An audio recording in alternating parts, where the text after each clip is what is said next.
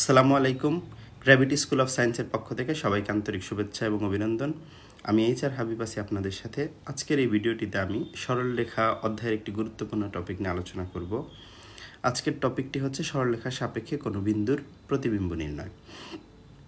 আমরা আয়নার সামনে দাঁড়ালে যেরকম আমাদের শরীরের প্রতিবিম্ব দেখতে পাই, এই প্রতিবিম্ব দেখার ক্ষেত্রে একটা লজিক আমরা জানি, যেটা নবম দশম শ্রেণীতে পড়ে আসছি। সেটা হচ্ছে আয়না বা দর্পণ থেকে আমরা ঠিক যতটা সামনে দাঁড়াই, আয়না বা দর্পণ থেকে প্রতিবিম্বটা ঠিক ততটুকু ভিতরে তৈরি হয়ে থাকে।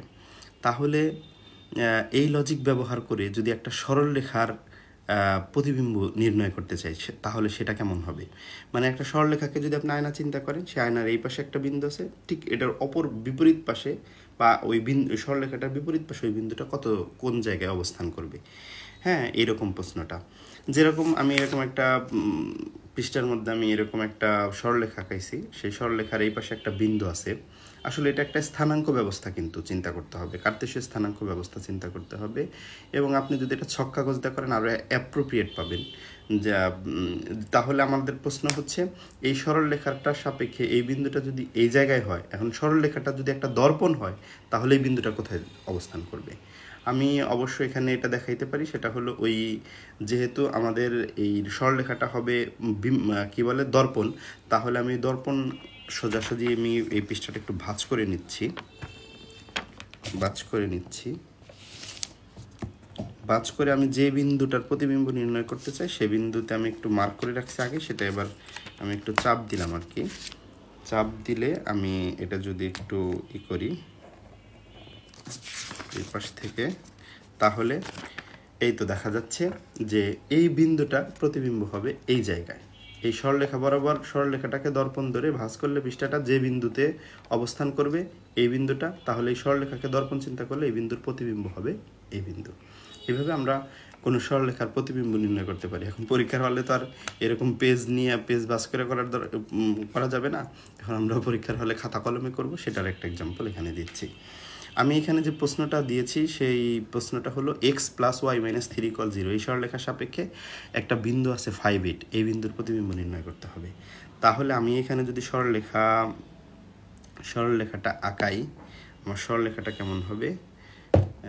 এইরকমভাবে আমি একটা সরলরেখা আঁকাই নিলাম। এটার স্থানাঙ্ক সে ফর এক্সাম্পল x + y - 3 = 0। এখন এই সরলরেখার এক পাশে যে বিন্দুটা আছে সে বিন্দুটা আমি ধরে নিচ্ছি 5, 8, এই বিন্দুটা ধরে নিলাম P। হ্যাঁ, এই বিন্দুর যে প্রতিবিম্ব হবে, অবশ্যই আপনারা অনুমান করতে পারতেছেন যে বিন্দুটার প্রতিবিম্ব অবশ্যই এই পাশে কোনো একটা বিন্দুতে হবে। হ্যাঁ, এটা ধরে নিলাম P'।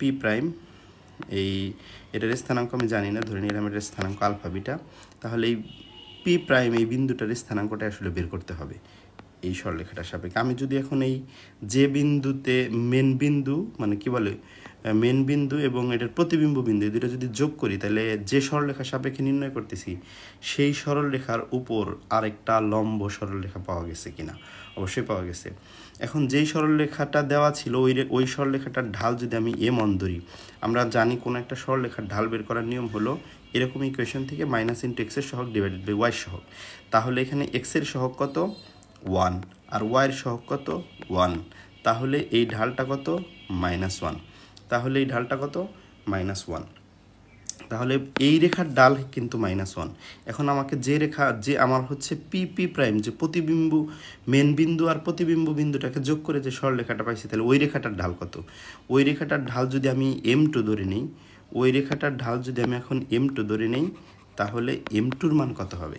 আমরা জানি দুইটা সরলরেখা পরস্পর লম্ব হলে তাদের ঢাল দ্বয়ের গুণফল -1 হয়। তাহলে m1 গুণন m2 ইকুয়াল হচ্ছে -1। তাহলে m1 এর মান যদি -1 হয়, তাহলে m2-র মান কত? m2-র মান হচ্ছে -1/m1। এটার মান -1, -1/m1 এর মান হচ্ছে -1। তার মানে মাইনাস কাটা গেলে এটার মান হবে 1। তাহলে এখান থেকে আমরা কিন্তু যে ওই মেন যে সরলরেখা সেটার উপর যে প্রতিবিম্বর জন্য যে সরলরেখা বানাইলাম, সেই সরলরেখাটা কিন্তু পরস্পর অলরেডি এখানে কি হয়ে গেছে? লম্ব হয়ে গেছে, এবং সেটা ডালও বের করে ফেলছি আমরা, এবং ডাল হচ্ছে -1। এখন এই P', এই সরলরেখাটার সমীকরণ বের করতে পারি কিনা? P' সরলরেখার সমীকরণ সরলরেখার সমীকরণ কিভাবে বের করব? যেহেতু একটা ঢাল জানা, কোনো একটা সরলরেখার উপর একটা বিন্দু জানা আর একটা ঢাল জানা, দুইটা ডাটা দেওয়া আছে, অতএব এই সরলরেখার একটা সমীকরণ বের করা যাবে y minus y1 equal m into x minus x1, এই ফর্মুলাটার মাধ্যমে। তাহলে এখানে y1 কত? y1 হচ্ছে 8 আর ঢাল হচ্ছে 1 আর x মাইনাস x1 হচ্ছে 5। তাহলে ওই রেখাটার কিন্তু আমরা এখানে পেয়ে গেলাম, কি বলে, সমীকরণ পেয়ে গেলাম।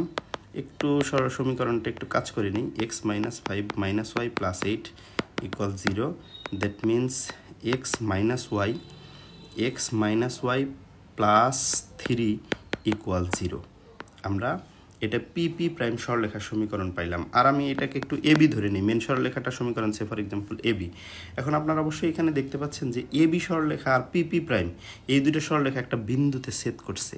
সেই বিন্দুটার স্থানাঙ্ক আমি এখানে ধরলাম সি বিন্দু। হ্যাঁ, তাহলে আমরা কিন্তু সি বিন্দুর স্থানাঙ্ক বের করতে পারবো। এটাকে যদি 1 নং সমীকরণ ধরি এবি রেখাটাকে, আর পি প্রাইম রেখাটাকে 2 নং সমীকরণ ধরি, তাহলে এই দুইটা সমীকরণ যে বিন্দুতে ছেদ করছে সেটা কিন্তু সি বিন্দু। অতএব আমি এই দুইটা সরলরেখার সমাধান করলে সি বিন্দুর স্থানাঙ্ক পাবো। এখন 1 আর 2 যদি 1 নং ও 2 নং কি করে পাই? যোগ করে পাই। যোগ করলে কিন্তু একটা মান অলরেডি বের হয়ে যাবে। যোগ করলে ওয়াই আর ওয়াই কাটা যাবে, 2x থাকবে এখানে, আর ওইখানে -3 + 3 তো 0 হয়ে যায়। তার মানে এই পাশে 2x equal 0, that means x equal 0 হয়ে যাবে। তাহলে বুঝের মান যদি 0 হয়, x এর মান যে কোনো একটা সমীকরণে বসায় নিই। x এর মান এখানে 2 নঙে বসাচ্ছি। 2 নঙে যদি বসাই, x এর মান যদি এখানে 0 বসাই, -y, আর ওই 3টা যদি ওই পাশে যায় -3, দ্যাট মিনস y এর স্থানাঙ্ক কত? 3। তাহলে আমাদের কিন্তু এখানে সি বিন্দুর স্থানাঙ্ক বের হয়ে গেল। সি বিন্দুর স্থানাঙ্ক কত? 0 আর হলো 3। সি বিন্দুর স্থানাঙ্ক 0 আর 3 এটা। এখন আমার বের করতে হবে পি প্রাইম বিন্দুর স্থানাঙ্ক বের করতে হবে। আমরা একটু আগে বলছি যে আয়নার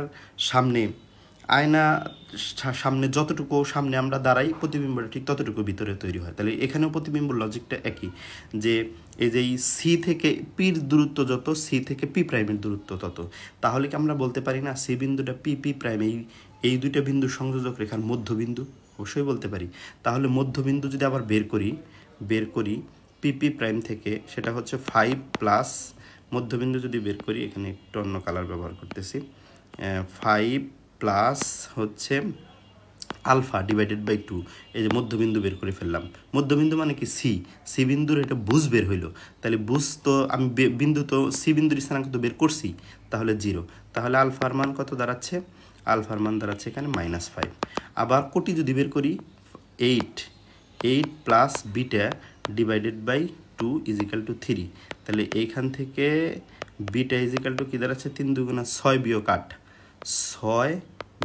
দ্যাট মিনস -2। অর্থাৎ পি প্রাইম বিন্দুর স্থানাঙ্ক হচ্ছে -5 -2। তাহলে কিন্তু পি বিন্দু যেটা এ বি সরলরেখা, অর্থাৎ x + y - 3 = 0 এক পাশে ছিল, এবং সে বিন্দুর স্থানাঙ্ক যদি 5 8 হয়, তাহলে ওই বিন্দুর প্রতিবিম্ব যেটা, সেটার স্থানাঙ্ক কত হবে? এই যে এটা -5 -2। আশা করি সবাই বুঝতে পারছেন। আসসালামু আলাইকুম।